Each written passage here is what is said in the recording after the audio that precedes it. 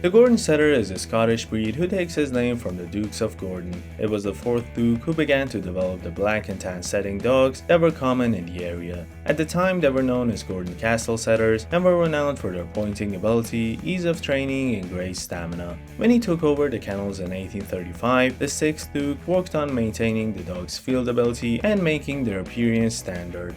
Gordons were imported by Americans George Blunt and Daniel Webster in 1842, and the dogs were recognized by the American Kennel Club in 1884, making them one of the original AKC breeds. Today, the Gordon appeals to a special subset of hunters and dog lovers who appreciate him for his noble good looks, scenting ability, and mild manners. He ranks 98th among the breeds registered by the AKC.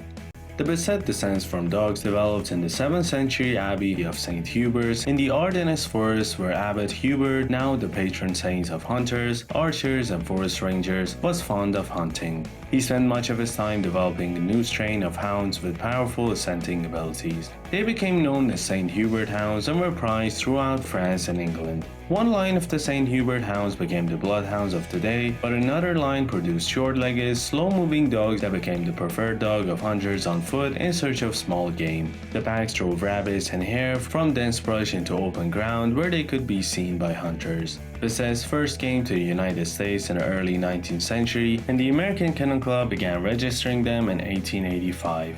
Gordons are attentive and lively with agreeable dispositions. They are loyal to their family and wary of strangers, both characteristics that make them excellent watchdogs. If you introduce your Gordon to someone, he'll accept their attention but isn't likely to seek it out. A Gordon should never be shy or aggressive towards people, but he may be aggressive towards other dogs. He can learn to get along well with cats if he's raised with them since puppyhood, but he may view outdoor animals as prey. With children, the Gordon is a good friend, especially if he's raised with them. If a Gordon doesn't like the way a child is playing with him, he's apt to just walk away. A young Gordon may be too rambunctious for a toddler though. The Gordon should be calm and quiet in the household, that is until he sees you pulling out your shotgun for hunting or the leash for a walk. He has a high activity level, and a daily walk or run of at least 1 hour, which can be broken up into 2 or 3 outings, will meet his exercise needs. He's best suited to a country home where he can practice his hunting skills. If you don't hunt, try him out in agility, dog diving, obedience, rally, or tracking. In the field, the Gordon is cooperative, with strong drive and good scenting ability. He must generally be taught to retrieve, but he's capable of tracking wounded birds and bringing in dead game on land and from water. He often ranges out when he's hunting, but he's usually good about checking back in. This is an intelligent dog who is moderately trainable. He responds best to patient, gentle handling. Before we continue, please consider hitting that like and subscribe button, as it would mean a lot. Thanks. The Basset is a good-natured clown with a definite sense of humor. He uses his pleading gaze to wheedle treats from anyone who can't resist him, and that's most people, as well as to get out of trouble when he has broken the rules, which is often. Beneath that sleepy expression, Bassets are highly intelligent and they quickly learn to manipulate people using helpless body language and lots of tail wagging. Behaviors a Basset might use to cajole his people into letting him stay on the couch include rolling over on his back, moaning, and making full use of his puppy dog eyes. As a pack dog, he is full of team spirit. His motto is the more the merrier, and he enjoys the company of people, kids, other dogs, and cats. As a typical hound, he's an independent thinker who is ruled by his nose. The drive to follow an interesting scent can lead the Basset into all kinds of trouble, sometimes fatal, into the path of a speeding car or far from home.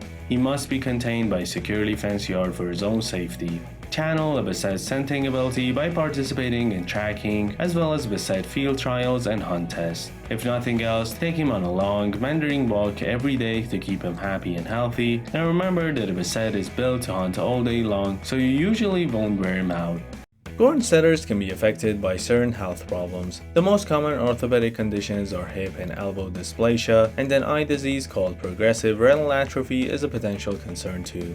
Hypothyroidism may affect the Gordon. It's a common hormonal disease in dogs in which the thyroid gland doesn't produce enough thyroxine.